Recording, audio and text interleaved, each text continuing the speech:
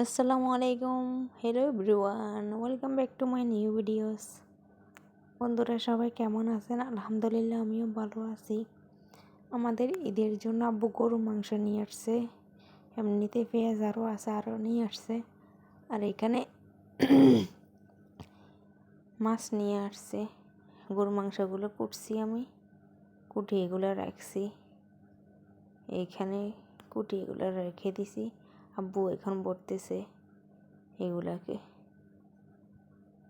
এখন ফ্রিজে রেখে দেবে, পরে নামিয়ে রান্না করব। আর এখান থেকে মাছগুলো নামাচ্ছি, আব্বু মাছগুলো নামাচ্ছে।